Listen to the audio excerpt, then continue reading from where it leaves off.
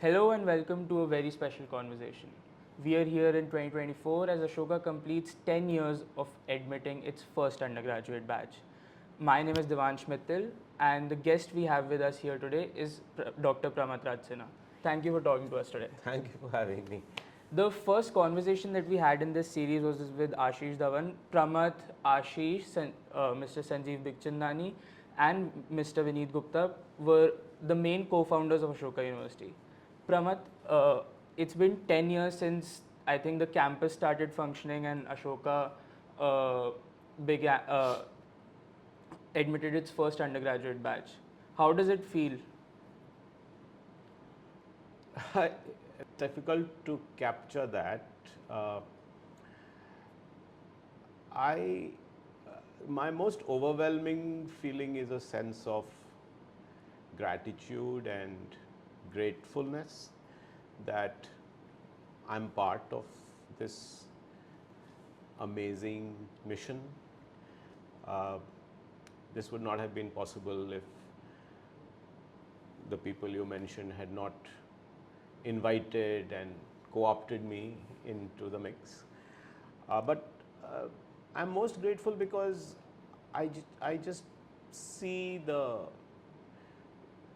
amazing growth and the impact we've had on young people and our students. And just to be part of that journey, to witness that, has been a real privilege. So that's one very strong feeling of just feeling privileged, grateful, just a big feeling of gratitude to be part of something big like this. But alongside is there's a whole sense of overwhelming realization of how much more there is to do.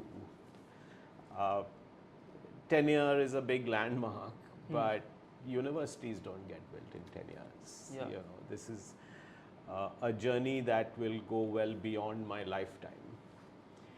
And at occasions like this, people often say, oh, you must feel very proud. And it's not that I'm trying to be humble, but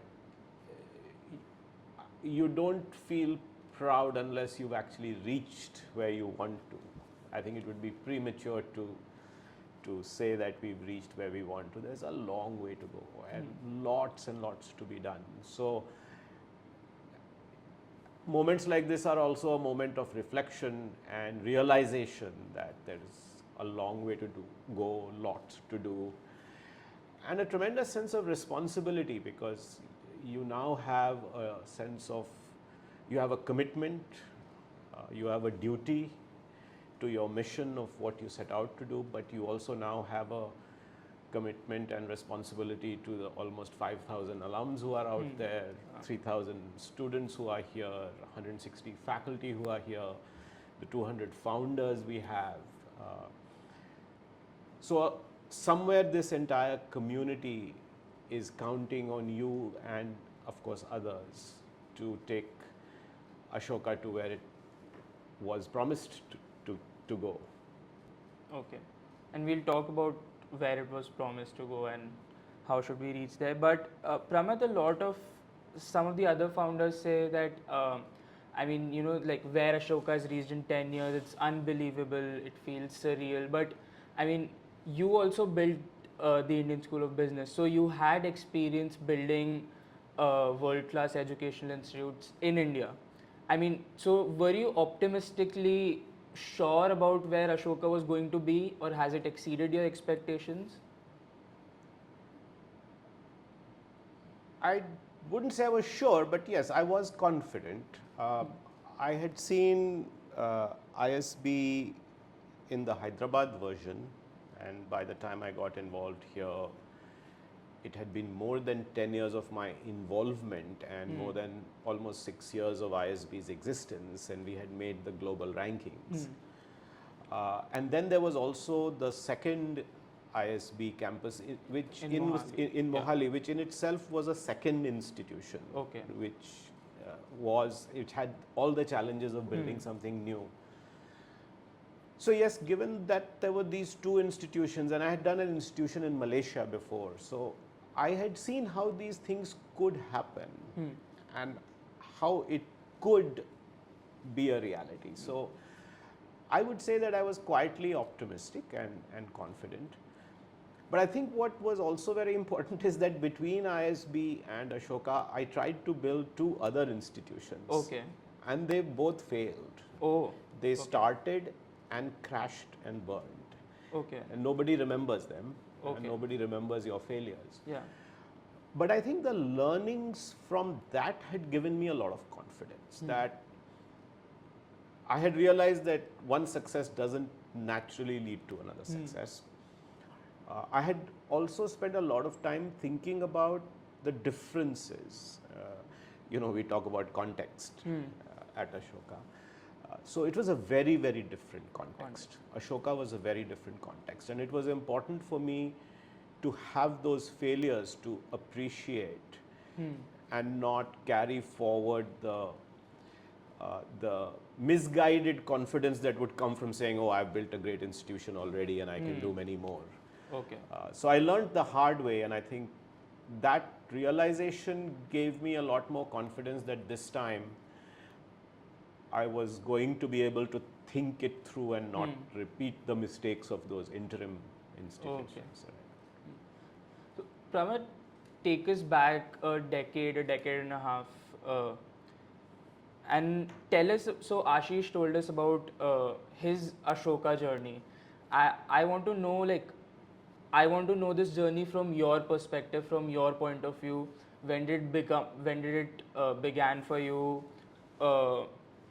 What were some milestones along this journey? And basically tell us about the time when Ashoka wasn't this brick and mortar 3,000 strong student body university where it was when it was just an idea, when it was being planned on and everything.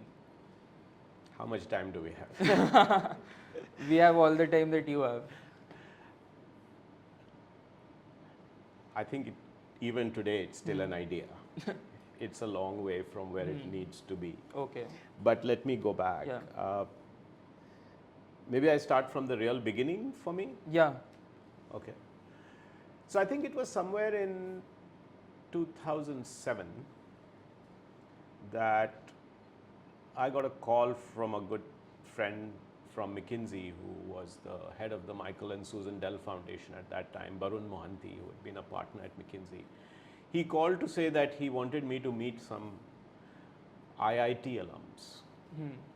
And this is Vineet Gupta and his group of IIT. Yes. So I didn't know Vineet. So he was neighbors with Rakesh Jaggi, who is one of our founders. Okay. And Rakesh used to go on morning walks with Barun and mentioned that a group of them had gotten together to think about a new kind of IIT. And Barun said, oh, why don't you meet Pramod? So I met with them, and this was a lunch at the Lalit Hotel in Connaught Place, I remember. Why did he tell him to meet you? Because of your ISB? Or were you also thinking of... No, I had no idea. I was saying no to all projects. I was the CEO of Anand Bazar Patrika at that time. I was trying to build the Time Warner of India. I was in a different mode that time. Okay.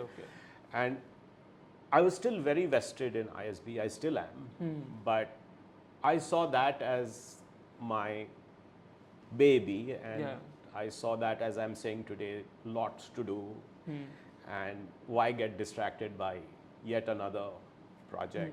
And it had been very difficult. So it was like, you're a sucker for pain to set up another.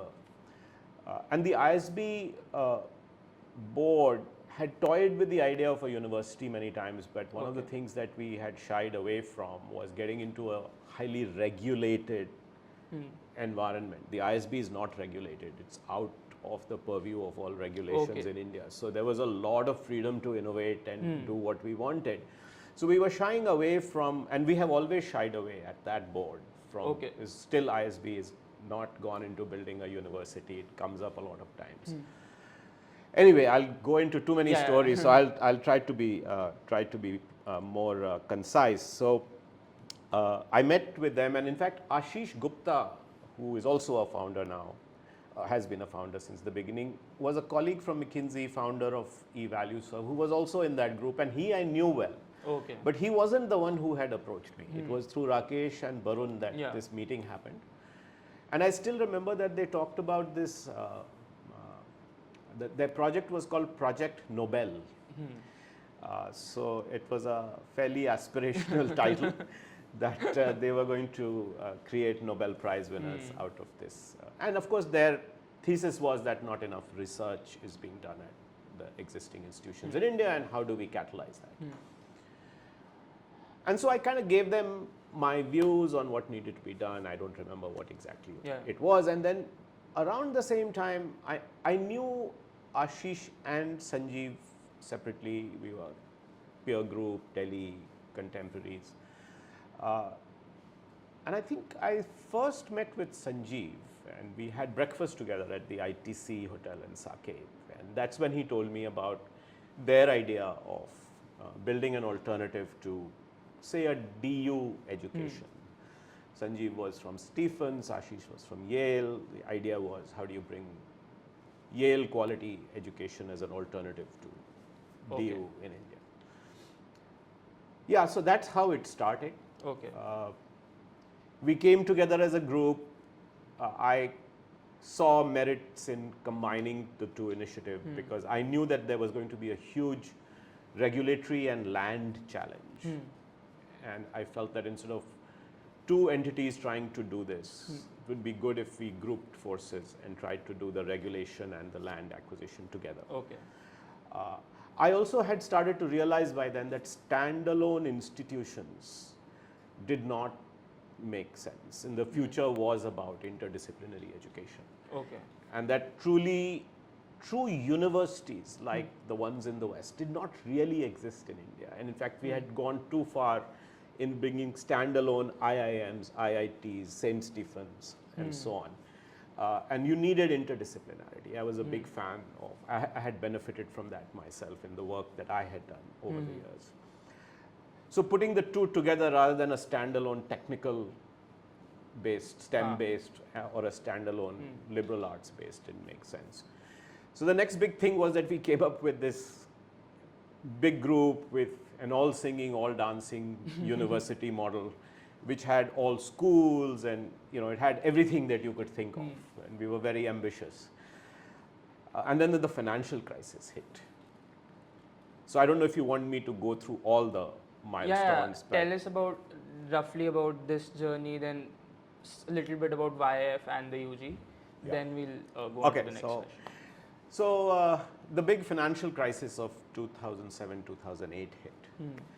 And then suddenly these grand plans seemed like a castle in the air, in the sense that who's going to fund this. And I had seen this movie when I was at ISB, where suddenly the first big internet bubble burst around 1999-2000. That was on the ISB's journey. Okay. And we were suddenly without money, and we were in the throes of the construction and the launch of the institution. And it wasn't that the donors went away, but they were just feeling poorer. When stock markets and valuations go down, people's wealth also goes down. And so money dried up. So we were very conscious of the fact that that would be a huge problem for us with the financial crisis, and that these big plans of building this big university were going to come to nothing. So for a while it seemed like we would just not do it. And then I think a bunch of us, we were all very excited, of course, by then. And I think the turning point was Sanjeev and Ashish and I, they having a chat with me saying, can we pare down our ambitions? And what are we really trying to do? Why are we doing this? And does that lead to something that we can, is more manageable, and we are not biting off more than we can chew? That's when the idea of really focusing on things like interdisciplinarity, critical thinking, all of us came from different backgrounds, but we knew that these were the skills that had made us successful. And the way to do that was through a liberal education. Okay. Even though we were talking about STEM and so on, we were always talking about a strong foundation, the flexibility that a liberal education offers. So when you broke it down and got to the core of what we were trying to do, we were very aligned that it was really a liberal education that we were talking about. And we said, okay, so if we narrow it down to that, what can we do? At that point, a lot of people then left us. Okay. Because they did not like the idea of narrowing the focus. They had come in because of STEM or because of other ideas. And that was fine. So we became a tighter, smaller group. Okay. Vineet was part of that other group, but he stayed on, as did people like Rakesh Jaggi, Ashish Gupta. So a few people stayed on, a few people dropped off. So while we did have a smaller or a more contained plan now, there was still the challenge of finding land. And that was a long journey. So what happened was that the Haryana government and most governments across the country require you to have 25 acres of land. Now, for a private entity, and for people like us who did not have black money, who wanted to be ethical and did not want to buy dodgy land and so on, aggregating 25 acres is almost impossible, we discovered. Okay. We kept scouring the state, and I remember Vineet and I and Aman, who was part of our team, would go on weekends, walking fields and In Haryana? In Haryana, all over, Okay. looking for 25 acres of contiguous land. And Okay. we went through so much, it was just unending, and it would seem like we would never make it. In the middle of all this, people knew about the project, so we had offers from Bhopal. So we started to work with the Bhopal government. They were giving us 100 acres of prime land right next to the airport. Then I knew Srini Raju, who owns Sri City, where Kriya is. Yeah. So Srini was keen that we can take 300 acres in the Sri City campus, where Kriya finally went. But all of these efforts were too far from us. We were Delhi based. I knew that this was going to be a lot of high touch blocking, tackling in building it. You know, imagine going to Bhopal or Chennai to build a university when all of us were here. So we knew we had to be close by. Then the then Chief Minister offered us a piece of land right next to where IIM Rohtak is. Okay. We were not too happy about Rohtak because it was a little bit off the path, you know. It's not on the main stream of sort of where people go to and for Delhi. But we said, listen, we're so frustrated, let's take IIM Rohtak as a neighbor, and it'll be at least a good ecosystem. So we were all excited, we started working on that. Then suddenly we heard one day that the GMR group is going to build a university there. Oh. And we were stunned, right? What happened? And the Chief Minister's office told us that the GMR group had come and said that they were going to do a partnership with MIT and that they were going to set up a university there and that we were out of the running. So that was again a setback, and we kept looking. Then we found out that this area had been designated as an education city. This was attractive because of KMP. At that time, they had already declared that the KMP was going to come. Okay. We knew it was right on the highway. So it was very attractive. But we were not sure, and it was very expensive land. Okay. It still is. Every acre of land that we bought here are at market rates, and so it's I thought since it's an education city, it would be at a subsidy. No, not at all. Not at all. This is called an education city, but this is a Haryana Urban Development Authority project. Okay.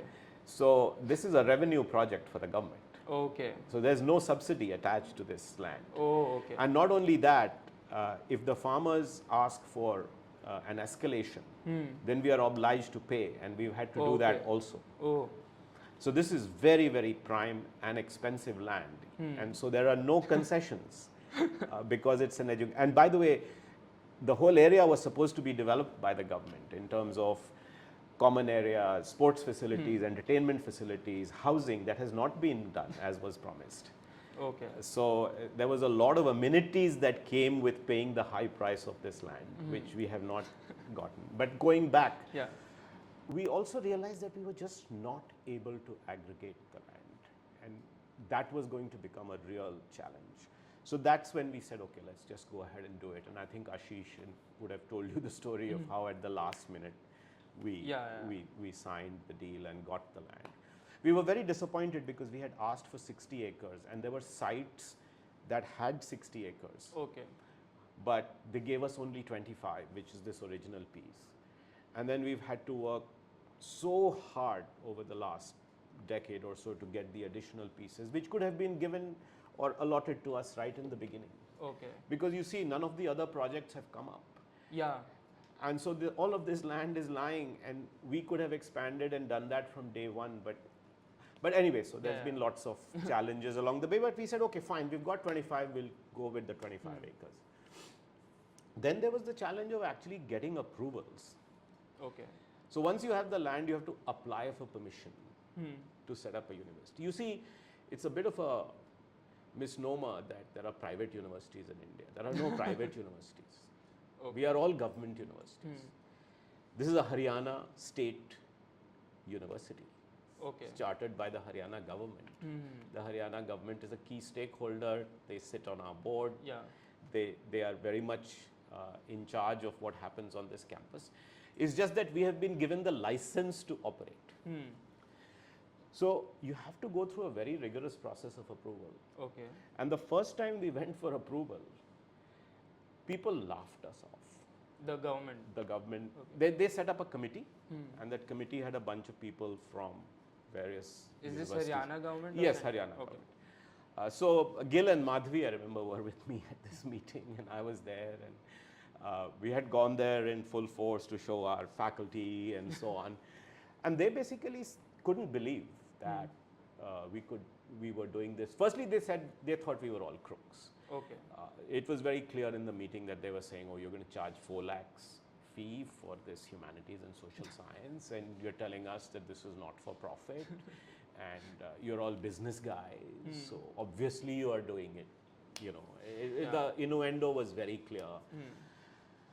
Fortunately, we went through the hoops, we kept at it, and in the final meeting, we had a fantastic meeting. Okay. Because I remember the chief secretary of Haryana at that time, who was a woman, I think her daughter went to King's College or LSE or something like that. So she got what we were doing, right? Okay. And she was really excited, and she gave us a clean chit, and that's when we went through. So that's one angle of the story, the one part of the journey. The parallel journey was that we were all getting a feeling that if we didn't do something to seed the idea of liberal arts education, we would lose momentum, and that's when the idea of the Young India Fellowship was born. So I think I still remember this meeting. We used to meet at Ashish Dhawan's office often, and one weekend we were talking about, so what can we start? Can we start a short program? Can we do something small to just test the idea, almost like a pilot? And then it struck me that the ISB 1 year was a template that I understood really well, and we could just use that in a liberal arts context. Okay. Which is a 1 year program, full time, but populated by visiting faculty. Oh, yeah. But the other insight that I had was, I had always felt that when we were building ISB, that we spent a lot of time. We took 6 years from the idea to actually launching the school.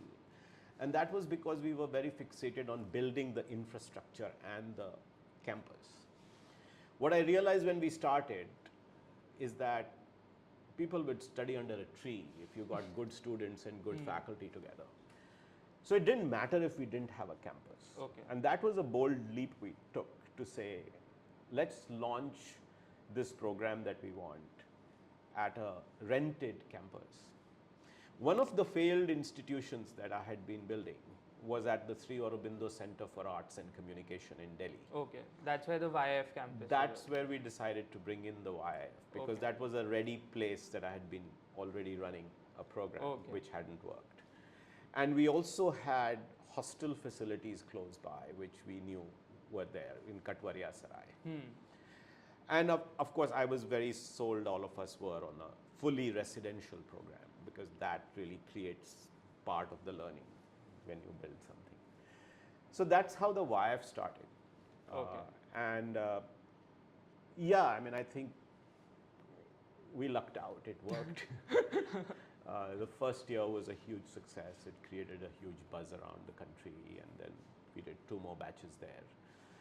On the back of that, there are hypotheses that we would be able to build a brand or reputation, that we would be able to seed the idea of a liberal education, that we would be able to bring in faculty who would then want to stay on for the larger university and the undergraduate program. All of those ideas started to work.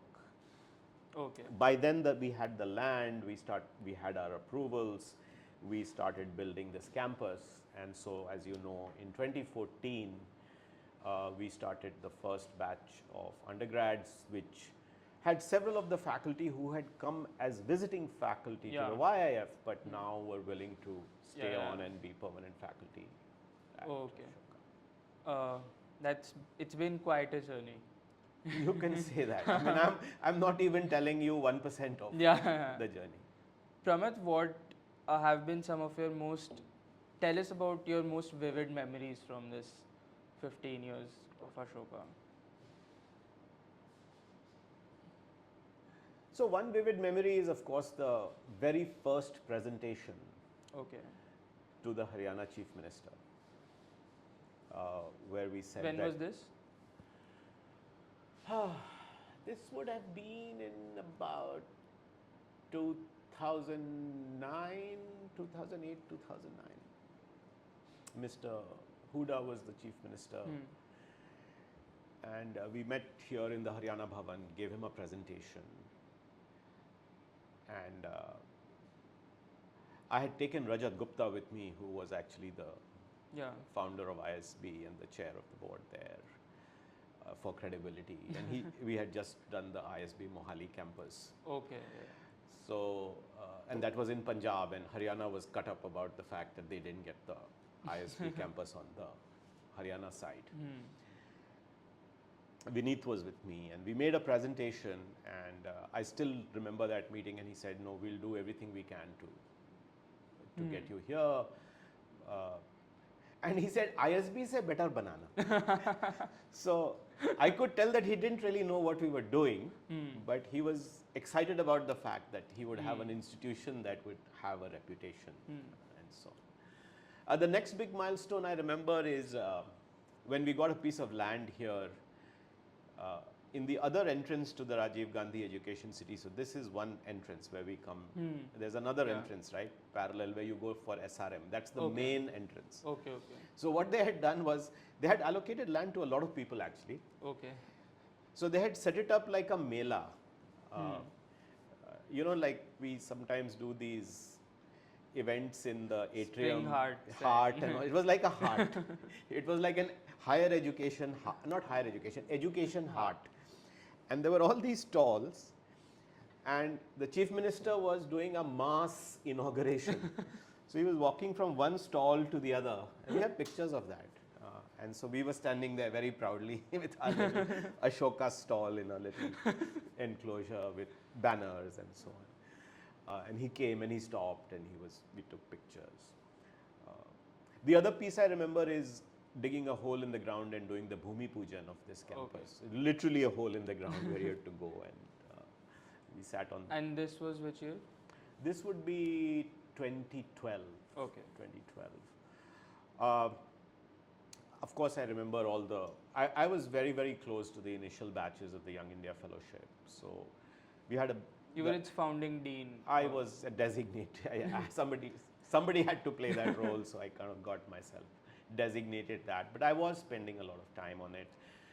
We had a beautiful campus, and we created a little office that was like the top of a control tower in an airport. Oh, It was called the tree house. okay. So this tree house This was was the your hub, office? not the team's office. Okay. But it was also the Ashoka office in a way. That's where it all started. So to do, I remember a lot of that, and that whole campus. It was very vibrant because it was right in the middle of Delhi, so people were coming all the time, and the founders' days and so on. It was actually very poignant. Recently, we lost one of our Young India fellows from that batch, Cheshta Kochar, who died very tragically in London. So I did a celebration of her life in that same classroom. Oh. And a lot of her friends and people from the Y have shown up. I mean, it's a huge loss to us as a community. She was such a vibrant person, but I think that would be one moment also that I will probably remember when this question is asked later in life, because we went back to that campus and we have so many memories from that time. Let's see. I mean, there's so many. You want me to give you more? I think the other memory that captures beautifully for me an aha moment in this journey was meeting Professor Andre Bete. Who was the founding chancellor? Who was our founding chancellor. I didn't know Professor Bete, but as I was talking to various people about setting up the YIF, they said, you have to talk to Andre. I had, of course, heard about him. So I got a reference and I went to him in his home in Jorbagh. He had by then retired. I knew he was a sociology professor, and so I went to him very naively saying, you're setting up this program, and we have so many people lined up to teach. Would you come and teach sociology and anthropology in this program? Okay. And he listened to me and he said politely that he'll think about it. And I knew that this was not going to happen, but I went to him the next time and he said, no, I'm not sure. I don't think I want to do this. So I said, but can you tell me why? Why do you think you can't do it? And he said, well, precisely because I cannot do it. And I said, what do you mean by that? And he says, I'm not capable of doing this. And I said, oh, you've got to be joking, right? I mean, everybody calls you the godfather of sociology. If there was a Nobel Prize in sociology, you would have gotten it. You are seen as one of the wisest people in the country. And how can you say that you're not capable? If you're not capable, who is? He said, no, you don't understand. He said, I have never taught sociology to engineers, lawyers, people who haven't studied sociology in their life. And you're asking me to do that. You understand, I'm at the D school. I teach postgraduate students. And these are students who've already studied sociology and are now going to do a master's, or at least have had some exposure. So I don't know how to teach sociology to engineers and so on. I thought, wow, what a remarkable man, right? Truly. So I said, Professor Bede, just because of what you're saying, we need you in this program. And so will you at least think about it some more? So we talked again about the intent behind the program and so on. So I went back to him a third time. And he said, I'll do it. But I'll do it on the condition that I am the first course and the first lecture in the program. Okay. I said, done. And then I said, what changed your mind? He said, I was thinking about it and I decided that I didn't have to teach sociology because that's not the requirement of your program. I don't need to go back to Weber and Kant and, talk to people about every aspect of sociology, the history and where it all started, and philosophy and so on. He said, I have decided that I'm going to do 10 lectures. The format of the YF is that you do 10 lectures of 2 hours each, 20 contact hours over 5 weeks. Right? So he said, I'm going to do 10 lectures on sociology as it relates to real life. Okay. So I'm going to do sociology and family, sociology and your, marriage, sociology and your, I don't remember all the topics. And so he said, I'm going to teach you how do you apply sociological reasoning in your life. Okay. How do you bring in a sociology perspective and angle? And when he said that, a light bulb went off in my brain because I started to use that language to get the next faculty member and the next faculty member. Because I realized that, you're not asking people to teach economics, but what is economics and how does it relate to what you are going to do in your life. So that became a very powerful analogy and metaphor for me to use with all lining up the rest of the faculty. And of course, Professor Bete became legendary. He would kick off the program and he was exemplary and inspirational and a wow factor. And of course, then went on to become the chair of our first academic council, and we then invited him to become our chancellor. So I could go on, but yeah, I think I remember a bus ride to campus where we packed all our donors onto a bus. And throughout the way, Ashish and I were just holding on to the bus, standing and giving our pitch about the These campus. These are potential donors or donors? Existing and potential donors. Okay. And then entering the campus, and this place was a war zone. So here we were on the bus talking about what a great university we were about to build, and you arrive here and everything is half under construction. So it was, there are many, many moments. I still remember the moment where one of my closest friends, Frank Hancock, gave me a check of 8 lakhs for one Young India fellowship scholarship. And while we talk about big numbers today, it started with checks of 8 lakhs each. Our mission was 50 checks of 8 lakhs each, and we'll launch the Young India Fellowship. Yeah, lots of Post 2014, any highs that you remember? Any moments when you were... The graduation of the first class. Okay. I mean, just the founding batch and how they've all done. I was very involved in their lives. I was very involved with their parents. Okay. Because you convinced them. Yes. So I was just with Kriti Garg, who spoke at a retention event that we did just on Saturday with 120 parents whose kids have gotten into Ashoka this year. Kriti was there and she was relating the story of how she wasn't convinced, but I convinced her parents. And there are many such stories. But yeah, I think getting the first batch in, and they were a really special batch, seeing them through their graduation was very special. Just the recruiting of, I haven't spoken about that, but we've gotten some amazing faculty members here. And is this about faculty members? Because we have a whole segment on how... Okay, we can go to that. But so I remember a lot of I'm not as involved anymore. But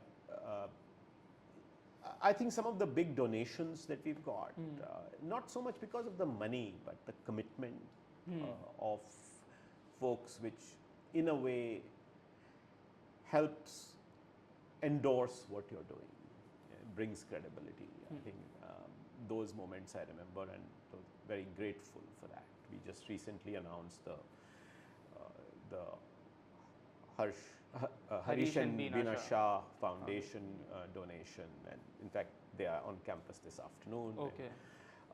So I think that the donor founder journey has been very, very deeply satisfying. Also, the two chief ministers and the way they've supported us have been really exemplary. Both of them have been very clear.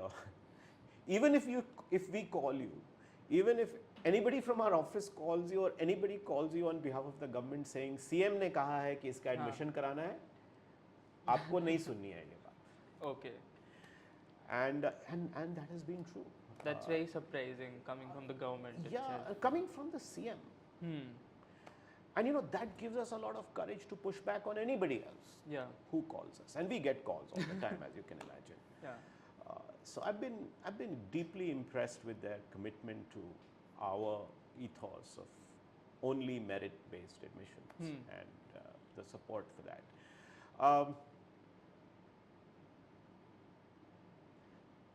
Listen,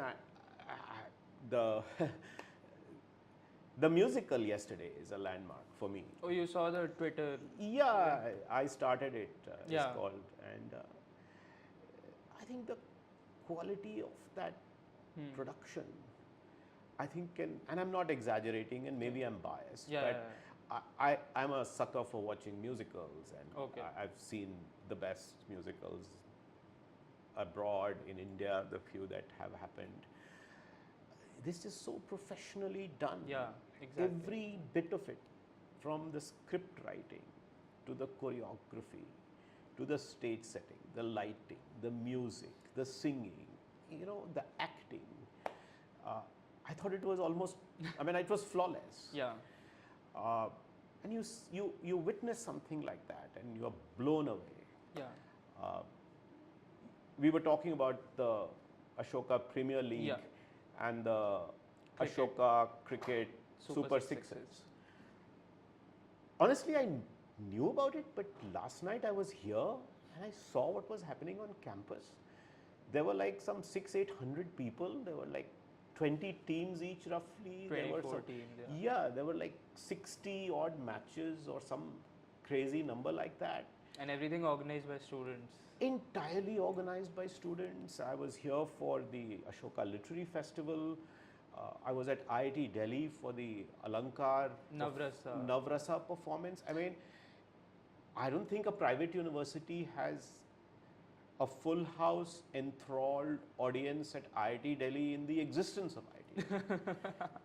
And again, brilliant performance. It gives me goosebumps when I think about it. So it gives me goosebumps while you're talking about it.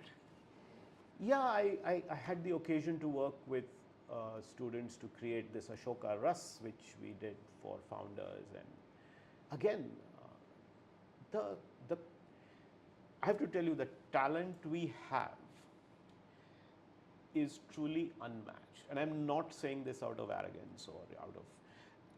I think our admissions process is truly bringing multi-talented folks into the you look at, and I'm not singling him out to single, but you look at Aditya Ramdasi's tabla playing. Yeah. You can't match it.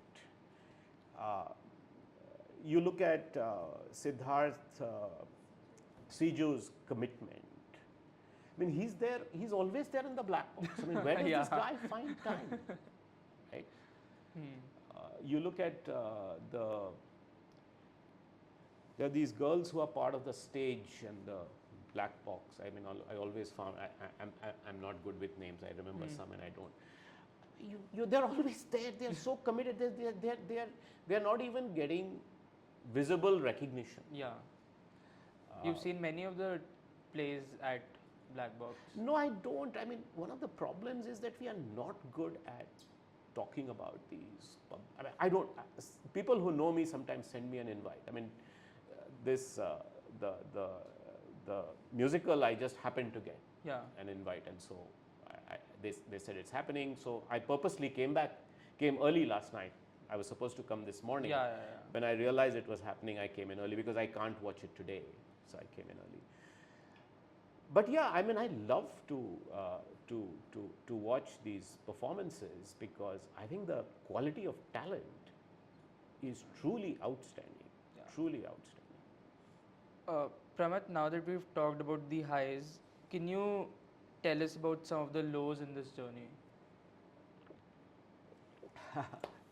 Yeah, the lows are real lows, right? It feels like this is it. I think the financial crisis was one such low.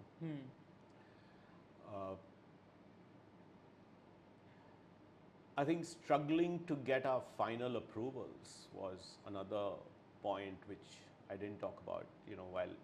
While the chief ministers have always been supportive, there are people in government who were reluctant to give us our approvals when they were going on, and that seemed like a insurmountable challenge even after we had built the buildings and we are ready to go. Uh, the fact that we were not allowed to do a 4-year program in our initial year, we had recruited the entire class, and then the rules changed on us, and we were not allowed to do the 4-year program. But your vision got vindicated with the NEP. And Yeah, but I just felt so disappointed that we had gone out and promised students and parents. By the same, the flip side of promising was that the moment you actually want to deliver, you can't keep that promise. Yeah. It's not your fault, but a lot of students and parents were very disappointed, and they had given up 4-year programs abroad. It was too late for them to go.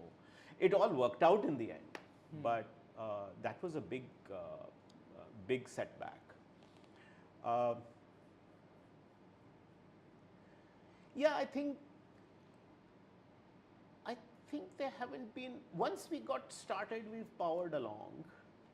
There are ups and downs, and some of the downs I know you will probably want to talk about, but there haven't been show-stopping type, or moments where we think that we just can't go on. Once we started, I think we've been on we have momentum.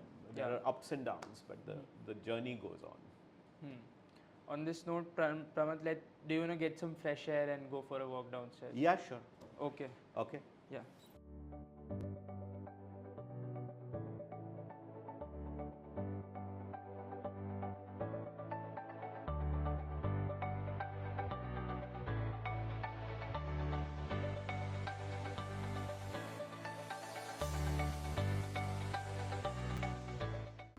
Pramath, you've talked about how you convinced Professor Bete to come to Ashoka and join the faculty in YF.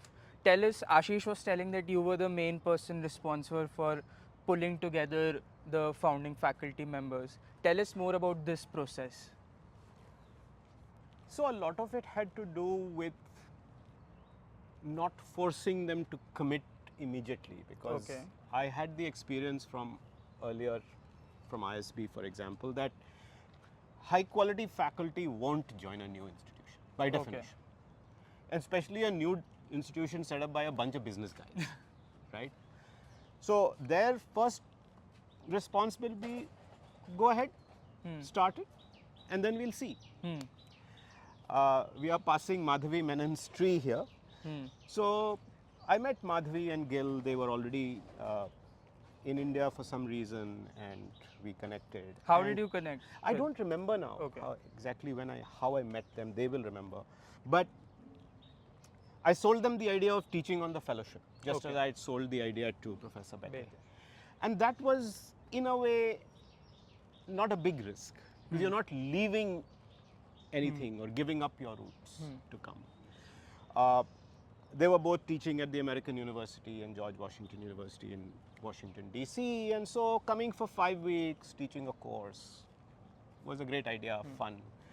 What you then ensure is that when people come on those visiting stints, they get a flavor, a scent of what is to come.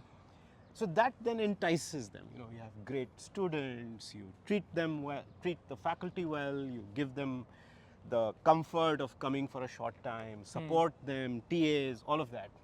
So I think that builds their confidence. Then they come for 1 stint, 2 stints. Then when they start thinking about a sabbatical or a term away, then they come and spend time on campus.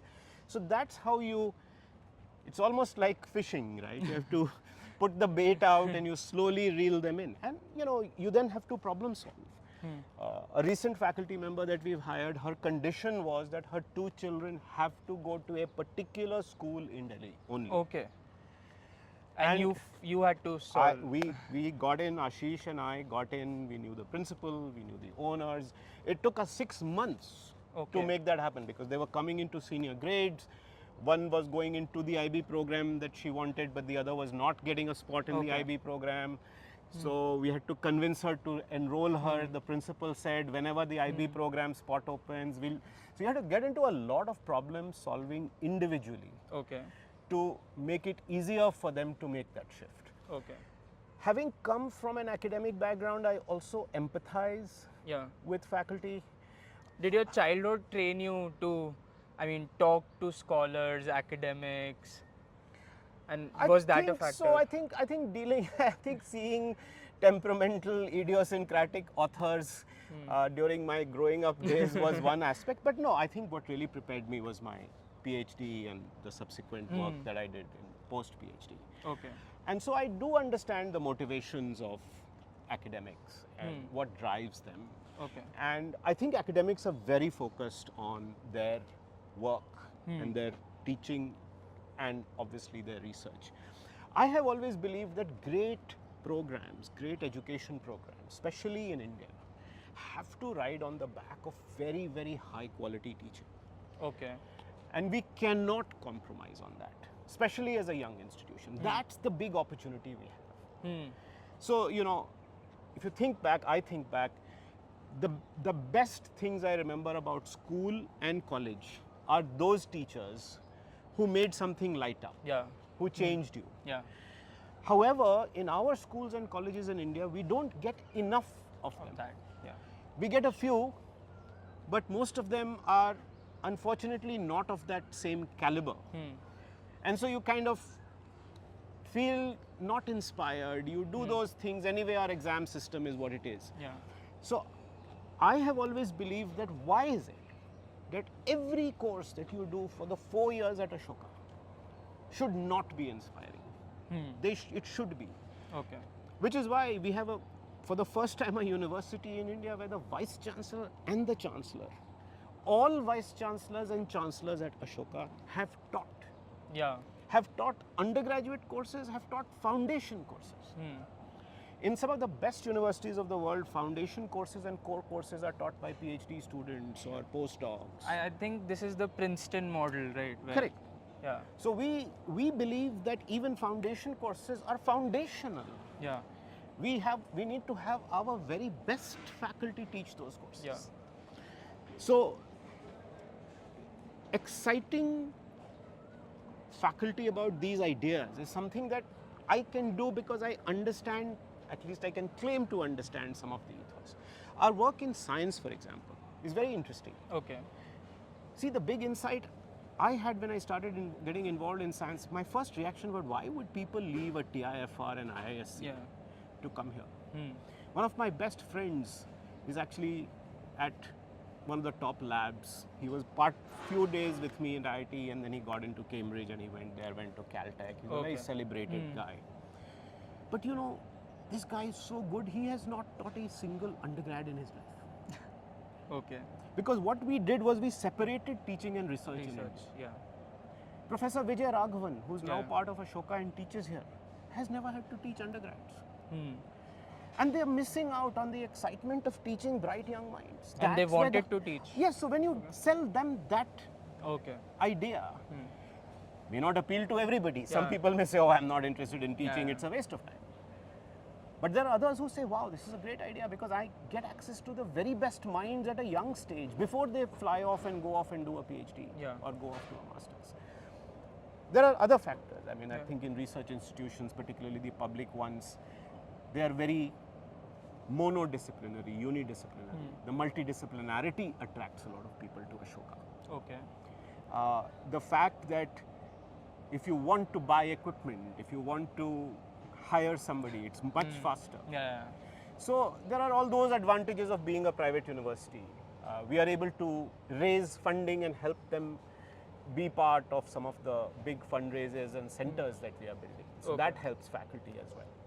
So there's a bunch of things that you do, but see, the crux of it lies in what I said earlier. If you realize that these are your biggest assets, then you go out of your way to get those faculty to come. It's not the buildings, it is the students, but the students will come if they are good faculty because you'll go out and say, listen, Ashoka has amazing faculty.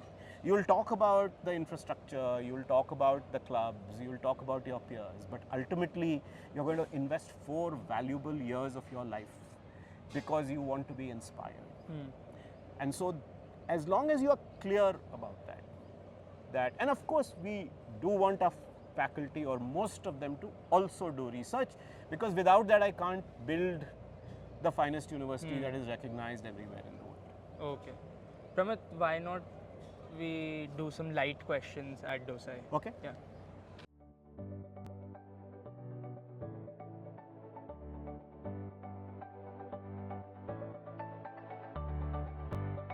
Tell us why you always wear these white kurtas. I grew up wearing these. Okay. My father used to always wear a white kurta and dhoti. He was very uncomfortable wearing pants or shirts. And when I was growing up, I remember my mother used to stitch kurtas with half sleeve and pants which were half pajamas. And I had 2 sets, and I had my school uniform, and it was so comfortable. And then you went abroad, and then I joined McKinsey. I used to only wear suits and ties, and the moment I left, my job was in Calcutta, and the owners used to wear kurta pajamas and kurta dhoti. I said, this is my moment to go back. And you haven't looked back. I haven't looked back. It took me a while to feel comfortable wearing these in formal settings. But over time, I got comfortable with that also. So any meeting, I just wear these. Okay. You don't get bored? No, I think it's great. Firstly, it's really comfortable. Okay. I feel like I can truly be myself, right? Because it takes you back to your origins. It's very authentic. And no, I don't get bored. In fact, I love it because whenever I run out or something tears, I have a very simple modus operandi on Fab India. I know exactly where to go, and in 2 clicks I can order one more. Okay. People think I have lots of these, but I don't. I just buy them when I run out of them. Okay. Pramit, what are some books or short stories or non-fiction books that you would want all students to read? Not your book, Learn, Don't Study. I can't promote my book, you mean? Okay. There are so many. I was very influenced by Mahatma Gandhi's autobiography, The Story of My Experiments with Truth. I remember reading it as a young man and really, really being influenced by his commitment, his resilience, and also some of the things that I later on realized were legitimately things that were tough on other people that I may not want to follow, but very, very impressive life and the writing. I've always been one for these autobiographical books. There's a thin book which I don't know if people can find, but it's about the founder principal of Welham Girls School in Dehradun, Miss Grace Mary Linnell. Miss Linnell is how she's known. She built Welham Girls School with a very meager sum of money, and today it's one of the top schools in the country. I used to be on the board of the school when I discovered her, and somebody wrote a book about her. Okay. And it's been the most inspiring book I have read from an institution building perspective. Okay. I think the story of Vikram Sarabhai and many other institution builders, Freddie Terman at Stanford, are all very inspiring too. Benjamin Franklin behind UPenn, where biography. Yes, and the fact, all those are very impressive. But I think this book about her building a school with small amounts of money and devoting her entire life. In fact, she got cremated and her ashes are kept in a samadhi on the school campus. I think that's an exemplary life. I think the biography of M.S. Oberoi, it's called Dare to Dream. Okay. He set up the Oberoi Hotels. He was a bellboy in the Cecil Hotel. And what a tremendous legacy he built. So I think some of those books have always really been very inspirational for me. I recently read a book which everybody should read at Ashoka. It's called In Action. Okay. So it's a play on the word inaction, written by Ginny Uppal, who's now been just appointed director of the Center for Social Impact and Philanthropy at Ashoka. Oh. And this book is a new way to get results, is what the subtitle of the book says. And Ginny basically argues that you don't have to immediately act in every situation. I really believe that, and I was amazed to see that she's written a book about it, which is that you take a pause, think things through before you do, and sometimes inaction is the best action. So yeah, I think those are some books that come to mind. Short story wise, you know, as I mentioned Hindi literature a few times, I think the stories by Premchand are just amazing. There's a series of them Yeah. that are just amazing. I follow the poetry of two contemporary Hindi poets, Rajesh Joshi and Nirmala Putul. You know, we all talk about some of the great feminist writers in the West, but if you read Nirmala Putul's poetry, she's a woman from Jharkhand and writes about women and generally disadvantaged communities and so on. Amazing command of the language and messaging. So yeah, those are some of the things that come to mind. Now, Pramod, it's time for some fun questions. Okay. Answer these quickly. This is a rapid fire round. I have to do them quickly. Yeah. Okay. Last show you watched? Last show, Napoleon. Okay.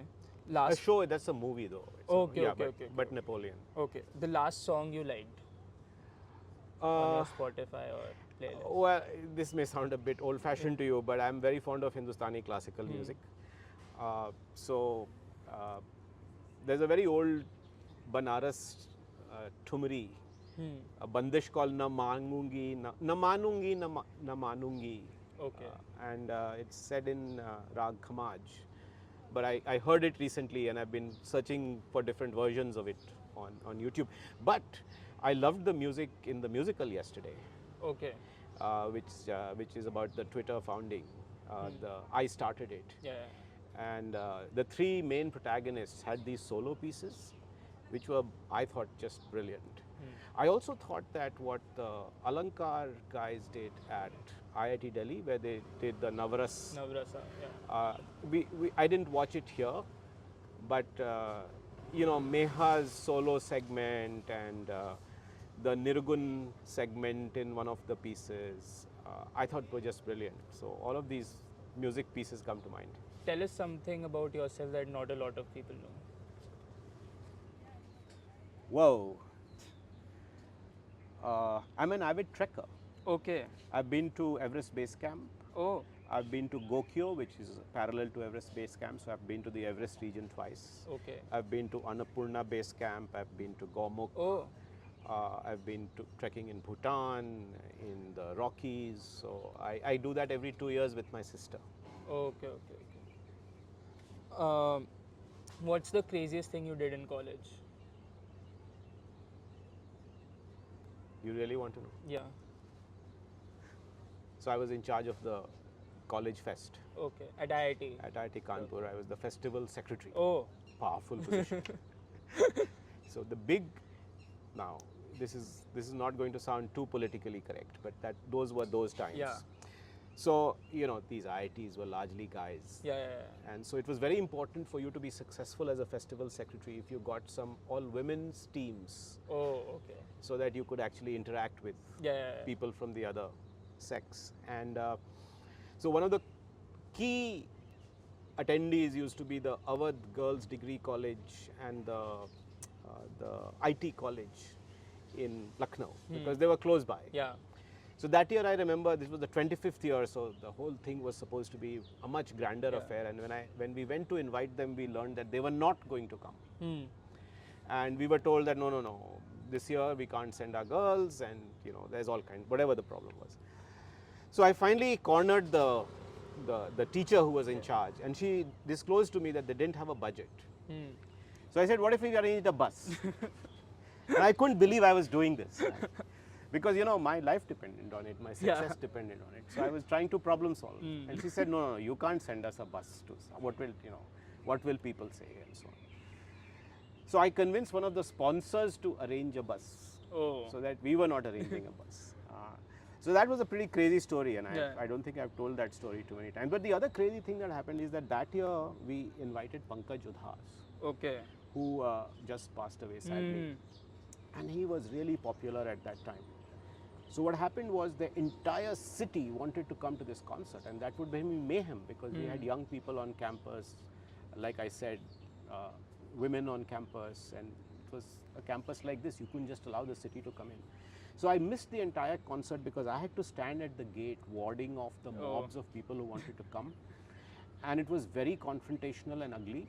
And then what happened is one day on the bus, when I came off the bus in the city, the bus used to take us to the city like the shuttle, right? I was gherawed by a bunch of local Kanpur guys saying, you are the guy who didn't let us, now we are going to show you, we'll beat you up.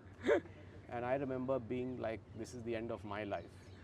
But somehow I managed to wriggle out. Did you get beat up? I didn't get beaten up, but they pushed me pretty Yeah. hard. And Oh. I was on the verge of saying I need to do something or run. Yeah. But I think they let me go. They didn't. Okay. They realized that they couldn't really harm me. Okay. Pramit, quickly rank your favorite food outlets on campus. Now you're going to say I'm being cute, but I love dining. Oh, And the reason I love dining is because I got really bad food when I was in hostel. So this is therapy from the trauma of my 4 years of eating really bad food. But jokes apart, have you had the samosas that these guys make? yeah. Those samosas are to die for. Yeah. I think they are the best samosas. I'm from Delhi, and even like I Yeah, like so, the so samosas, those samosas are great. But then I'm going to be partial and I'm going to pick Dosai and Hunger Cycle because they are owned by two YF alums. So Sumit owns Hunger Cycle and he was the first one to commit to build a restaurant here. Okay. And Dosai is owned by Vijay Raghavan, who's also a YF alum. Okay. So I have to pick them. My allegiance is like that, but I have to say that I have a soft corner for parathas. The So dhaba the, paratha. So the onion aloo paratha, I can eat parathas anywhere, anytime. But I'm also a little bit discerning. So these parathas are really good, Yeah. aren't they? Yeah, they're very good. Yeah.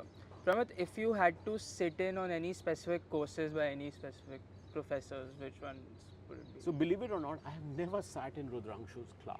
I've never sat in a Gill or Madhavi's class. I've never sat in a Kranti Saran class. Okay. And I know that these are all people I have known intimately over the years and they are brilliant teachers. Yeah. So I would love, I've seen them give talks. I've never sat in a class. Love to do that.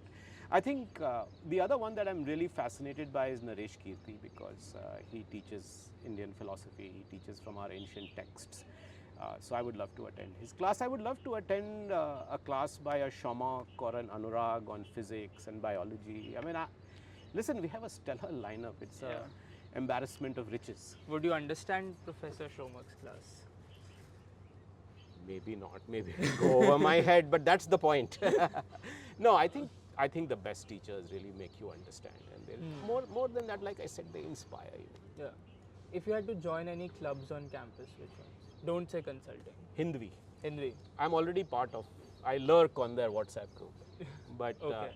I would definitely join Hindi. I'm very involved with the Women in Business Club because I'm all I've been very involved in.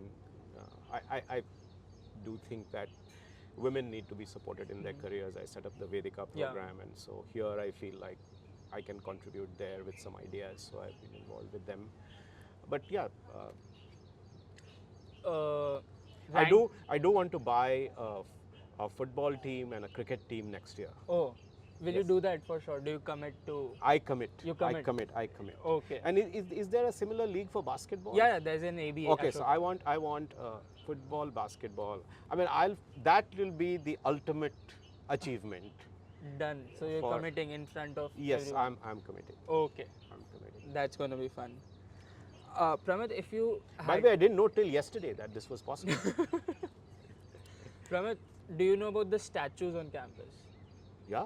Would rate them? What do you mean? I have to Yeah, force rank them. Listen, the Gandhi statue in AC4 lobby would be my first. I mean, as I already told you, I'm a big fan. But also the way that is done, Ramachandran, leading artist in the country, the shlok from the Iso Upanishad, the Purnamada Purnamidam shlok, that Einstein eulogy, the Hey Ram bullet. I think it gives me goosebumps every time I walk past that. I think the hands, I think the hands in gratitude, the hands in prayer, the hands in namaste, greeting, I think the hands are very powerful. Okay. And even though it's a little bit, you know, gender specific, but the Vitruvian man, I think Michelangelo, excellence, the perfection of a human being. I think, yeah, I think those would be. By the way, it's not a sculpture, but I also get goosebumps when I walk past the plaque of Kailash Satyarthi's inauguration of the campus. Pramit, last question. If you have to spend one day on campus as a student, what would you do from morning till night? As a student? Yeah. I just look at my last roughly, I reached here. If I look at the last 18 hours, I would do what I did. I went and watched a musical. I watched the football games and the cricket game, and I would like to be part of that. But jokes apart, I think I would like to just and I loved our conversations today. I would love to have that as a student rather than being grilled by you under the hot sun. So I think that the time spent with students, faculty, I would love to attend classes. I think there's so much to do on campus. Shoot the breeze, eating dosas or parathas. Yeah. I would love to spend time reading in the library. Okay. I don't get quiet time enough. There are nice nooks and corners. I go. Oh, I love the walk in the mornings. Every time I'm here, I go for a walk in the morning, and it's beautiful. Even today was so beautiful. I watch the sunrise and the colors and the Neel Mohar tree, which is so dramatic right now with the colors. So yeah, I love doing the walks in the morning. I see some students in a similar contemplative, quiet mode in the morning, and I can identify with that. The campus is really nice. Everybody is asleep. You can't tell there are 3,000 people sleeping inside, but I think that's something that I really treasure. What's one advice that you would give to students that you wish someone would have given you about college? I think that students obsess too much about their majors and their specializations. And that's because, now I'm promoting my book, but that's because historically people have made this connection that higher education is about studying something and that leads to a particular career. That is no longer true. And so while you don't have to be completely random, as long as you focus on discovering what you really like and dislike, that's the real value of college education. The college education is really about finding your voice and knowing yourself better. And so spending a little bit of time on that rather than just going with the herd or going with the popular view, I think is very important. I think this is truly the start of a particular self-discovery and self-awareness journey in life. Through the school days, you are generally spoon-fed. You don't have too much room to navigate. The last thing I'll say is that if you have a real interest, suppose you are a dancer, suppose you write, suppose you pursue that, don't give it up. One thing, don't give it up. Okay. Yesterday I just met an Ashoka alum, and she told me that she had learned Kathak up till grade 8. And I said, but why did you give it up? And she said, oh, this happened, that happened. I forced her to connect with one of our students who's a Kathak dancer currently. Okay. Got her to connect to that school that she's part of. And I said, at least go. And she's excited now. She wants to pursue it and she'll do it, I hope. I think people shouldn't give up on that one big hobby, interest, passion. They shouldn't let it die. I think it's important to sustain that in the long journey of life. Okay. Pramit, why don't we go and talk a little bit in the new campus? Why don't you show me around the new campus a little bit? It's so hot. I'm happy to. Yeah, let's go. See you.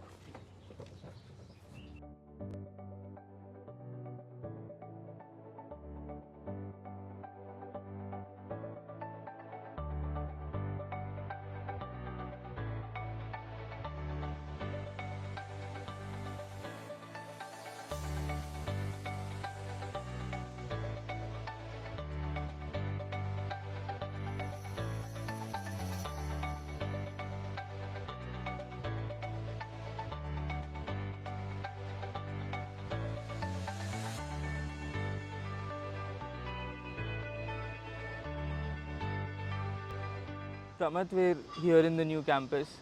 Can you tell us about the vision for the new campus?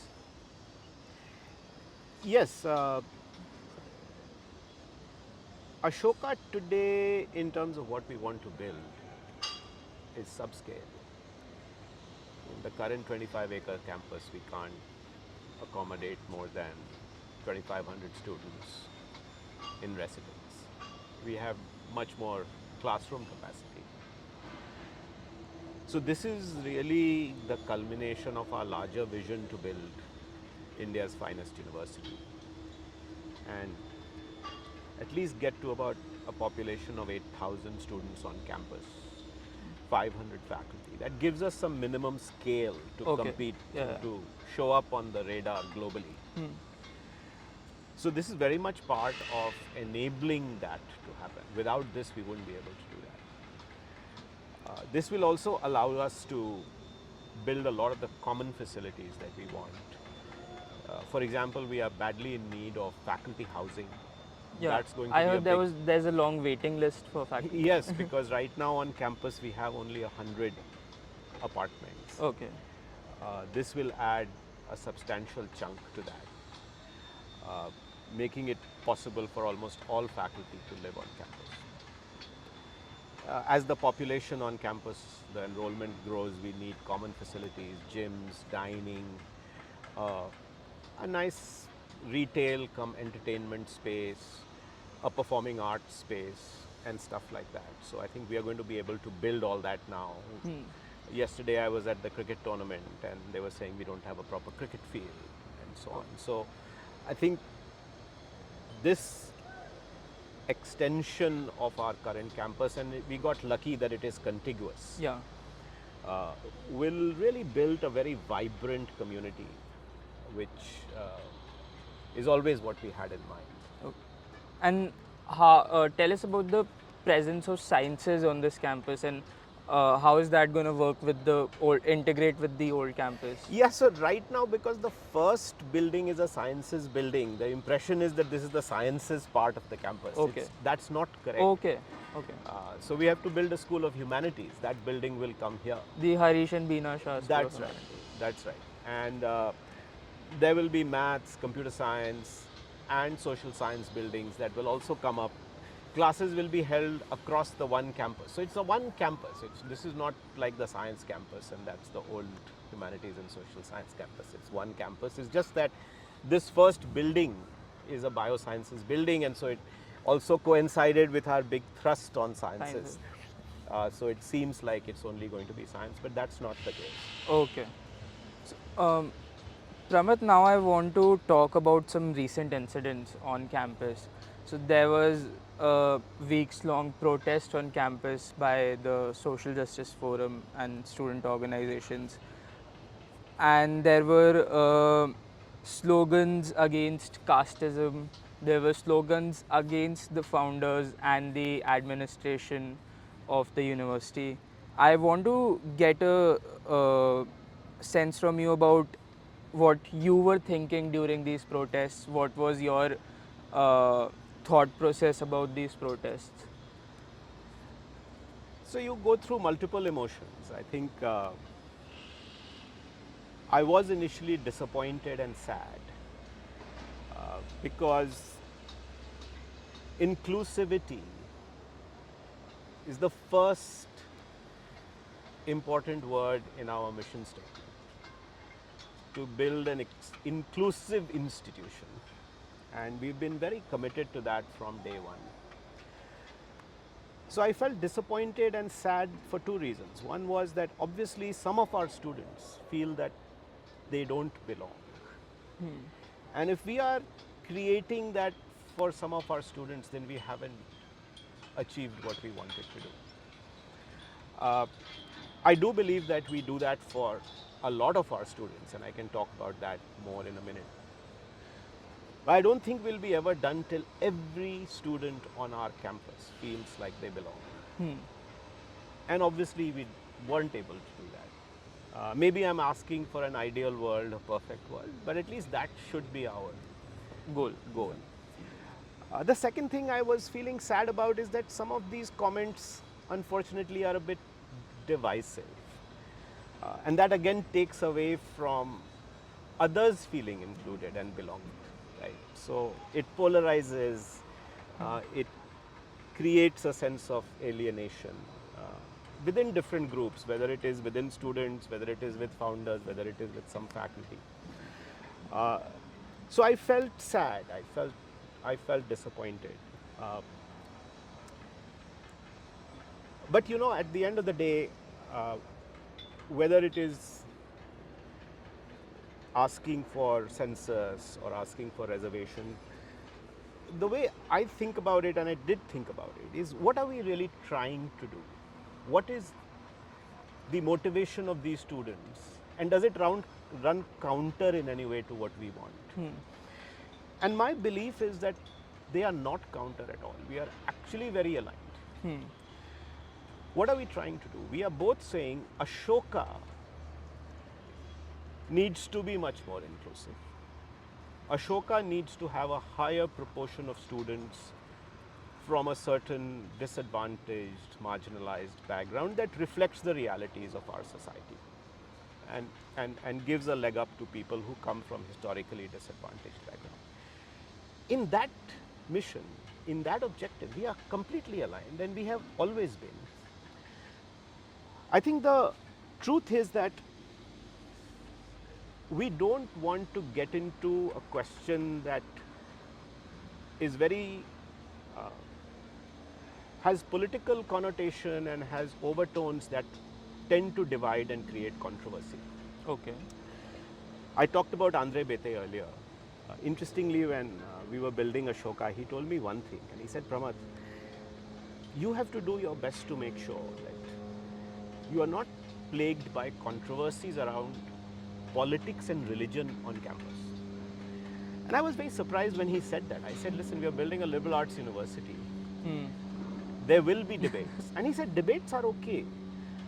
But the big bane of high quality Indian institutions and their stagnation and eventually decay and demise over time has been that we are not able to deal with politics and religion on campus in a mature and a wise way. Yeah. Actually, Professor Bete and Professor Mehta both resigned from the National Knowledge Commission. That's right. Over expansion of OBC reservations. Correct. But yeah, go on. Sorry. So I always remember that. And so coming back to where I was, I think we all have to understand what is Ashoka's ethos on this issue and what is it that we are doing about it. And of course, how do we improve it? And I think we are all joint stakeholders in that. We can't be adversaries in that. So I'll tell you where we are on that mission. Do you think the protest made it out to be that these two parties are adversaries? Yes, I think it made it out a little bit like an us versus them. Okay. Right? And I think that, listen, these kind of misunderstandings and misperceptions will happen. We have to address them. We have to inform and communicate. I think a lot of students and a lot of our stakeholders, not just students, don't know the extensive efforts that we are making to in fact make this campus more exclusive, more belonging to people of all backgrounds. Now, how does that typically work? What are we saying? Our mission is to make the finest quality education in the world available to everyone in India, regardless of what background, upbringing, origin, socio-economic class they come from. How do we do that? Obviously, people who are first-time learners, who are coming from historically disadvantaged backgrounds, socio-economic backgrounds that are disadvantaged, see us as this big, expensive university that they cannot even get an access to. So we have to first address access. If they can't come to us, what is our strategy? We go to them. Today we get applications from 127 such schools across the country, which we have that source of pool of students we've built painstakingly over the last 13 years. I can give you examples. we go to the Jawahar Navodaya Vidyalaya. Now, how did that happen? That happened because Anup Maurya, who's from a JNV school, was a YIF. He Okay. works very closely with us, with the Jawahar Navodaya administration, to make sure that more Jawahar Navodaya children come to Ashoka. We work with the Shoshit Samaj Sansthan Kendra in Patna. We get students from there. One of our YF fellows were actually the principal of that school. Okay, interesting. And we get children from that school to Ashoka. We work with the Yuva school initiative in Jharkhand, where they encourage women from the community to play football, and we have students from there here. We go to the Vidya Gyan schools that the Shiv Nadar Foundation runs. Now, I'm not saying we are done. I'm not saying we are perfect. But I would like to work with these students who are protesting to say, hey, help us improve access. Yeah. We are happy to do whatever positive suggestions and come be co-creators of better access. Once we work on access, we work on the admissions part. But Pramad, just one second, I want to click on something you said. I mean, those students will say that we've tried to communicate with the administration, but the administration has been somewhat unresponsive to us. What? Yeah, I was not involved in those discussions, and Okay. I'm not trying to hedge the question. Okay. I think if we were unresponsive, that is not right. Okay. But I think when it becomes adversarial, I think the one thing that does happen in these situations is that we stop listening to each other. Yeah. And that's not the Ashoka ethos. We are very happy to have debate on campus. We are very happy to have opposing views on campus, but you cannot stop listening to the other party. You cannot stop respecting the other party. Yes. A mutual respect is at the heart of a liberal education environment. You cannot violate that trust that exists, the safety and the psychological safe space that exists, that everybody can say what they want and be heard and understood, and that there is an understanding Yeah. alongside being understood. So I think that breaks down when things become adversarial. And I think that obviously happened in this case. Otherwise, you wouldn't feel frustrated to put out videos in social media and so on. So yes, we should communicate. I think the students who are feeling this way should also make an effort to understand what we are doing. And I have always had this word called solutionaries. We want Ashokans to be solutionaries. You please be revolutionary.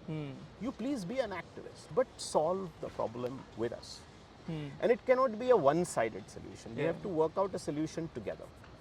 But I want to spend time communicating through this interview. Yeah. The next stage in this is the admissions process. Admissions at Ashoka is entirely on merit. Now you can say, well, merit disadvantages students who come from a certain background, which is why we say it is a holistic assessment. In that holistic assessment, we make sure that we take into account the context from which students come from. We don't compare two students. Yeah. We look at each student. And for each student, we say, what is the background they come from? In their context. Their context. What resources did they have? What was their parental situation? What were their socioeconomic situations? Were they historically disadvantaged? Given the resources that they had, what have they done with those resources? And based on that, what can we say about their potential? So it's not just one assessment. Yeah. It's a very holistic assessment. We in fact go to the extent of saying we'll help you with your application. Yeah. You can do your application in a language that you're comfortable with. Oh, the team provides that That's option. right. Do you know I that? didn't know that. Yeah, most people don't know, and Yeah. you have to give us time to understand. If you're genuinely interested in understanding, is Ashoka doing enough? Yeah. And I think Edict should do a story on this. Yeah. I can give you the example of this girl from a Sawarpur village who came and applied to us and couldn't get in. She showed up at the admissions office in the registrar's office saying, I want to attend this university. A bunch of our students worked with her for a full year to prepare her to get into Ashoka. Next year she applied and her brother applied. They both got into Ashoka. That's amazing. That's the kind of support we provide. Beyond the admissions process comes financial aid. Yeah. There's enough being said about our financial aid process, but I challenge you to find an institution in India that has a more open and fair, transparent financial aid process. I don't know if you know, but 1 in 4 of our students is on a full financial aid. Most of them are first generation learners. I think Mr. Bhikchandani put Yeah, out so he put out some of recently these statistics. about how almost 24 students have been on full tuition aid. 24%. Yeah, 24% of all Ashokans Yes. ever. 1800 plus Ashokans have had a free education, but on top of that, we actually are the only university that I'm aware of that does what is called a stipend on top of that. Yeah. So if you are a student here and you feel like you can't accompany your friends for pizza, you don't feel disadvantaged. And that's the extent to which we go to create a sense of belonging. I just want to say that some of this could be interpreted in isolation as tokenism, but it isn't. It's built into the DNA of what we are trying to do. And we are passionate about doing this. We go through the financial aid process, you know the numbers, right? 60% of students on some form of aid, 24% of students on full aid, some of them on a stipend on top of that. This is exemplary aid. That's right. Then when they come in our bridge program, we have a 2-week bridge program that we offer, which helps people overcome some of the social challenges, the language challenges. We then provide support in many ways on campus when people come in. And I don't want to again go through all the details, but the CWC provides language support. Recently, we've had situations where people have actually submitted their assignments in the local language. Okay. Yes, and we allow that.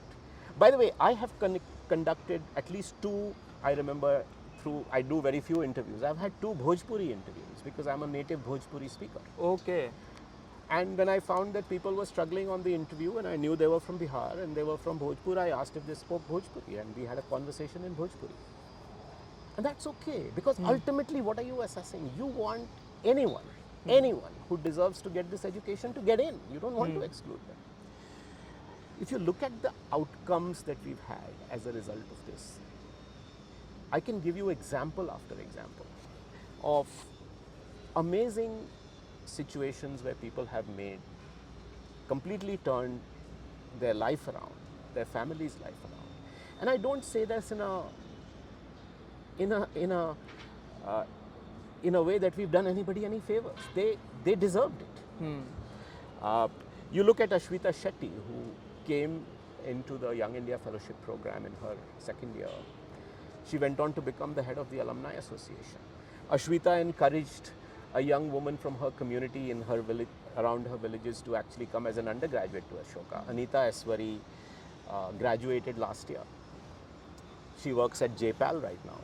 We have all been very involved in her placement and support that we provide her. If you look at the Young India Fellowship, it's exemplary in its inclusivity. In fact, 20+% of students in the fellowship actually come from background where, from a constitutional definition perspective, they are from Socially challenged backgrounds. And that's a good objective for us to have. If we can achieve that in the YIF, why can't we achieve that in the full university? Now, all of this is not to say that we've done it. This is a journey. And all I want everyone in the Ashoka community to understand is that if you feel we are not doing enough, please tell us. Please come and join us in doing more. I gave you examples of Anup, I gave you examples of Ashwita.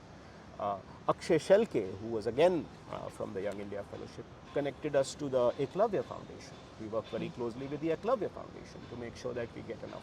So each of you can play a role in making sure that we have the access to the right sources so that we can bring Ashoka to them, that we have no issue with raising funds to support them financially.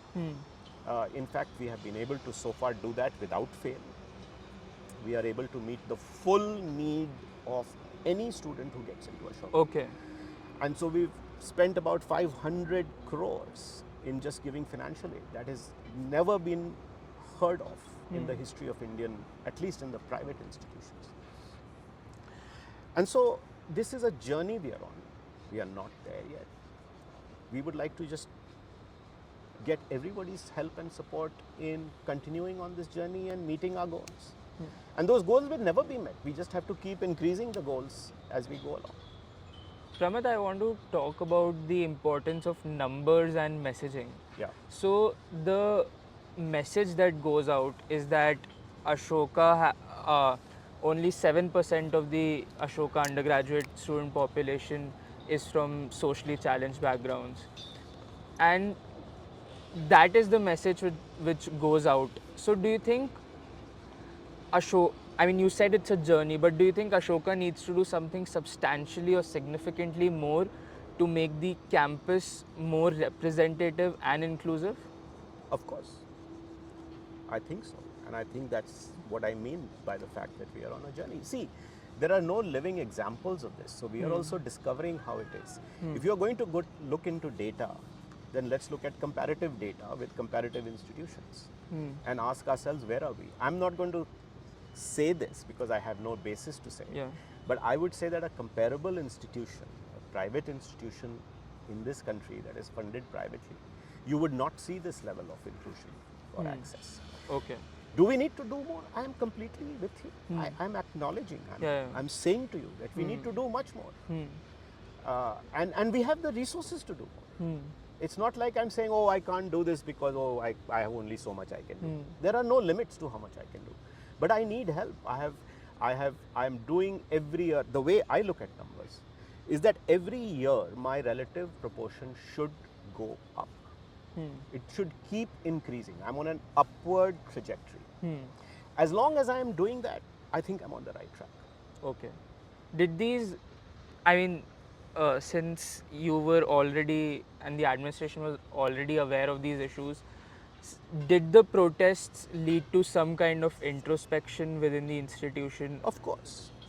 I think I'm telling you that I feel like if we have gotten students so riled up,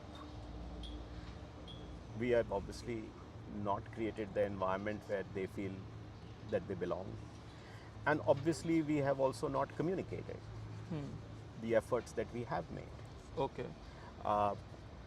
I don't think they are even aware of their own colleagues' efforts and how their predecessors and alumni are helping the university achieve these goals.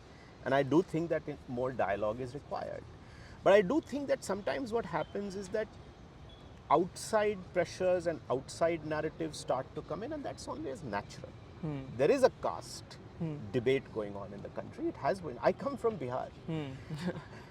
Caste is a mindset where I grew up. When I was growing up, people meet you. I said, "Acha, ab Sinha hai, ab Bhumihar hai ki Kayast hai." That's the mindset with which our country has always operated. So we have to change a very deep-seated mindset. This is civilizational. The question is, what can we do to correct that? And I think what we can do to correct that is to say merit, need-based financial aid. Okay. Admission on merit, financial aid on need, and let's then maximize the people who really deserve this.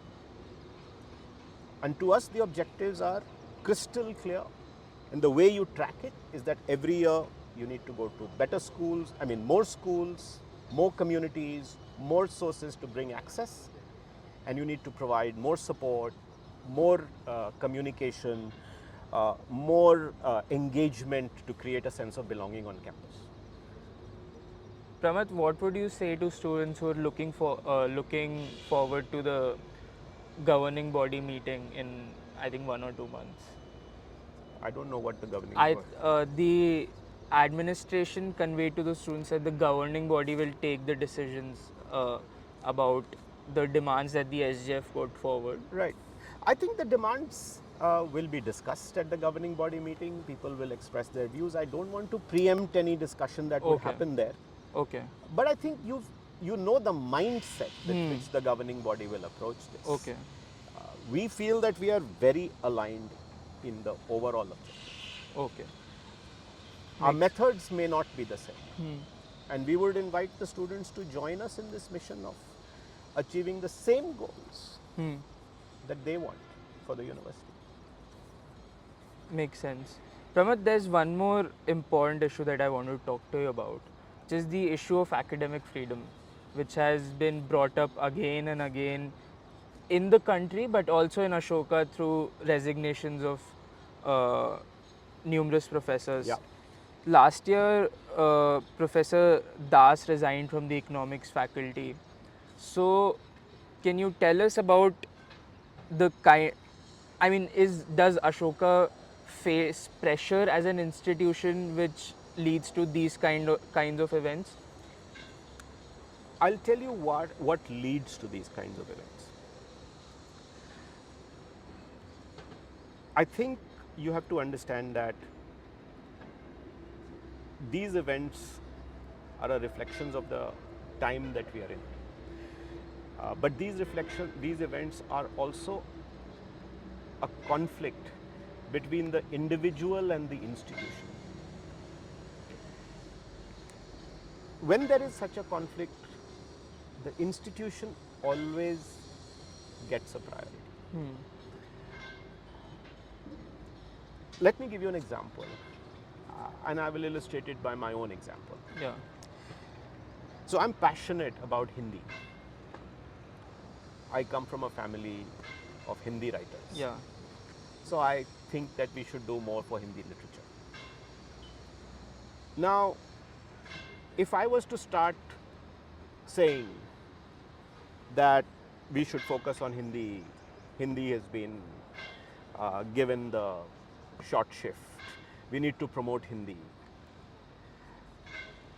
Very quickly it starts to get conflated with Ashoka University's mission. If I start to write about Hindi, if I now start to insist that Ashoka should have a mandatory course in Hindi, or forget mandatory course, that we should have a Hindi course, we should have a center for Hindi. That's my cause.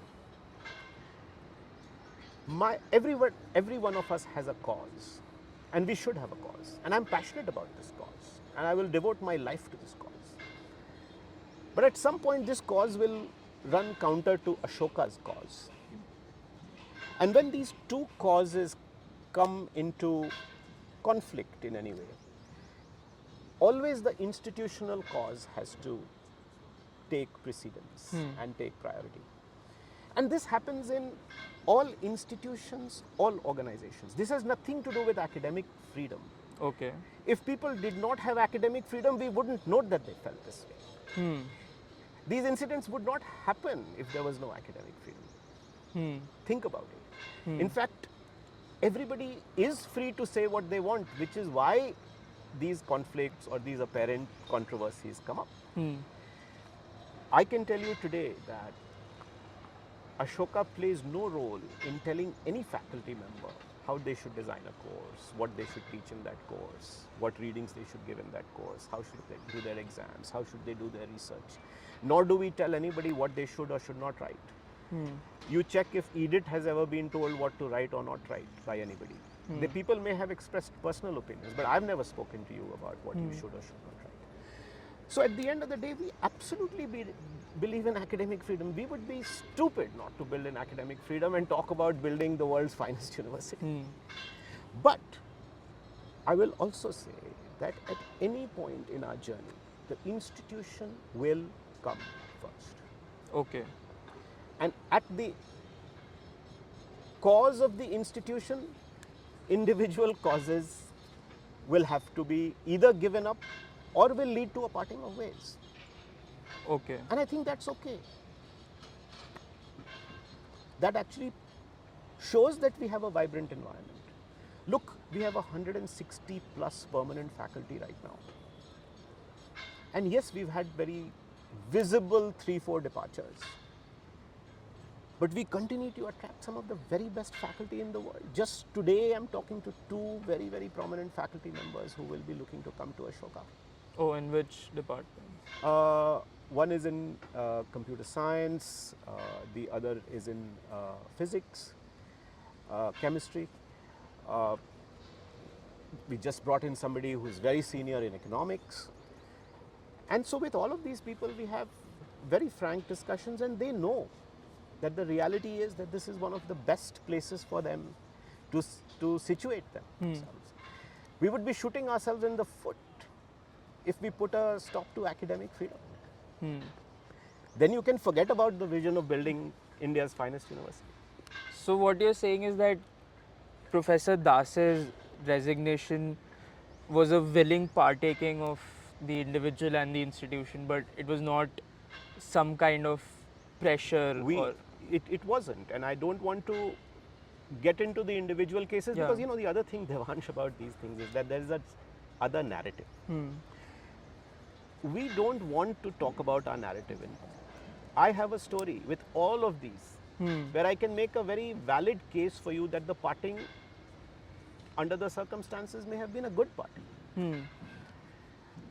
I have parted from organizations in the past where my cause is sacrificed at the altar of what the institution wants. When I left McKinsey and Company, I became the CEO of the Anand Bazar Patrika Group. I thought I was going to build India's largest media company. Within 18 months, I realized that it was not going to happen because my vision, what I wanted to do, my values were very different from the owners. And these were owners that I had worked with as a consultant for years and a decade. And we discovered that we were very different people. Okay. And we agreed to part ways. By now, the press went to field with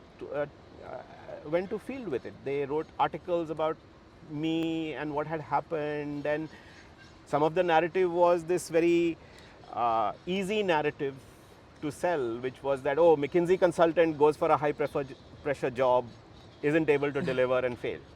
A lot of people believed that. I didn't tell my story, and I don't think it is up to me to tell that story. All of us are people who don't want to get into publicly defending what is an internal decision. Okay. Pramad, it's about time. Do you want to start walking back to the old campus? Sure. Pramad, I think it's now that we're in the new campus, it's apt that we talk about Ashoka's journey forward. Yeah. I wanted to ask you, like, how long are you going to be the chairman of the board for? There are usually 3-year terms. Okay. So I'm hoping that I'm not doing this for too long. We've always believed in a shared governance model at Ashoka. And so I believe that the good thing is that the chairman should keep rotating, as should all the other leadership positions. So let's see, at least I'm still halfway through the first term. Okay.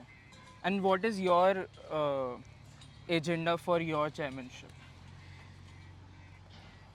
I always go back to what our original mission and vision for Ashoka is, and that has always guided me in what I have to do. So very quickly, our vision is to be the finest university in India. Okay.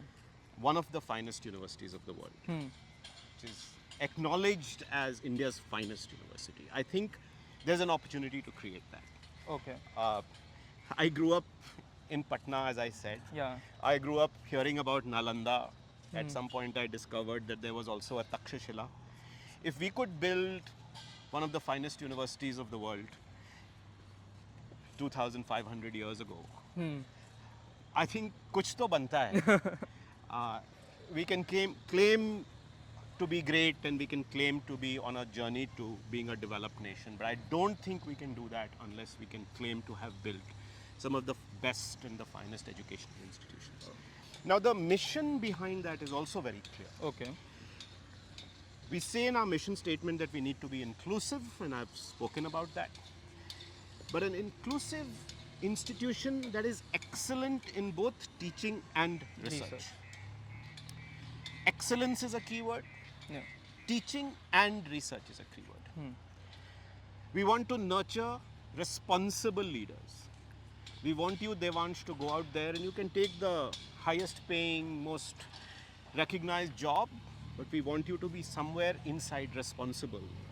That one day you will want to address relevant and important issues that the world faces, and that you will feel a sense of duty and commitment and responsibility to leave the world a better place as a result of your presence here.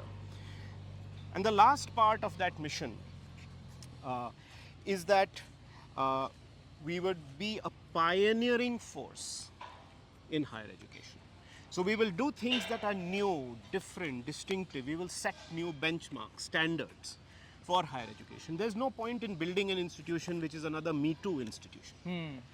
We were talking about scholarships and financial aid and inclusivity. I think that's pioneering what we are doing. We're talking about academic freedom. I think that's pioneering in what we are doing. You look at everything Ashoka does, it's about being the first and being innovative and entrepreneurial. Coming back to what I want to do, I need to make sure that the foundations of what we have built so far are so strong that as we scale up, we don't dilute the standards that we have set. Because what happens is, as people go for numbers, which we need to have minimum scale, to have impact, to be counted, you don't want to dilute quality. In fact, you want to improve quality. You want every day, every week, with every new student, with every new faculty, that your quality should go up. If you ask me, the hardest challenge of building a high quality educational institution is faculty. Okay.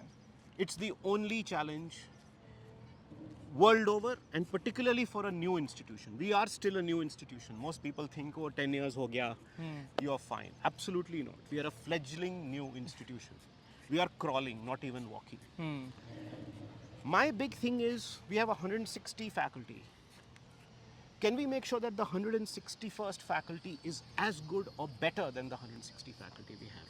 Can we make sure that the 162nd, the 63rd, the 64th, and all the way to the 500 faculty that we want, they are all of a caliber that we can all be proud of. That they move you in the classroom, that they are inspiring, that you go wow every time you attend their classes. And the research that they do puts you on the map. I think the other thing is, while we get great students for our undergraduate program, Ashoka will not be great until people like me 30 years ago today don't say, oh, if I have to do a PhD, I have to go abroad. The best students in any discipline today who want to do a PhD and want to do research end up aspiring to go to an Oxford, Cambridge, Harvard, Stanford. Many of them do stay back in India, but very few do. They are almost the exception that prove the rule. Can we take Ashoka to the point where a person who wants to do a PhD in history thinks of Harvard and Ashoka? A person who wants to do a PhD in computer science thinks of MIT and Ashoka. A person who thinks of a PhD in economics thinks of Cambridge and Ashoka. That's when we would have really built an institution that has a potential for greatness, and on that we are very far behind. We are just starting out. Okay. So my big focus is on these two things. There are many other things, you know, resolving whether the high tension wires can be moved, resolving whether, you know, which building will come up where shall we construct next. Those are things that can be solved. But I really think the focus has to be on sustaining and improving and constantly setting new benchmarks on the dimension of creating excellence in teaching and research. Okay. Pramad, that's all from my side. Thank you so much for the interview, and thank you so much for the work you do, more importantly. Thank you. That's very kind of you. Thank you. I have trauma from a golf cart accident, which I'm embarrassed to say that I had. I was in a training program in a very exotic resort which had a golf course, and in my group were a bunch of Germans. Okay. So they decided to race on two golf carts. And one became the BMW team and the other became the Mercedes team. I don't remember. I was on one of these. And you know, these carts, for example, here, they don't have bars, right? So what happened was that they were going as fast as they could. And at a turn, the cart, they made a sudden turn. And I kept going straight and the cart went that way. So I just flew. Is this part of the deal? I don't know, like, so while interviewing we'll have to wear them? No, while interviewing, Achha. But do-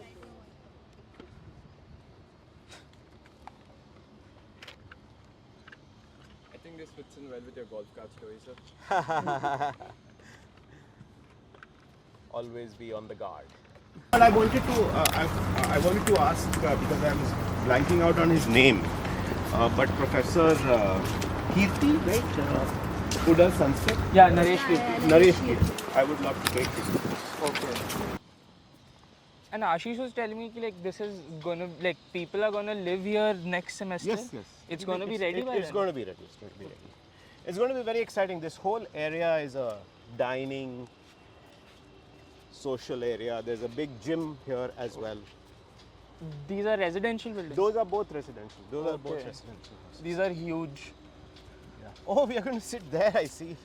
The sofa is laid out. Yeah. That's a first. You can mention this in your highs next time. Yes, yes, yes.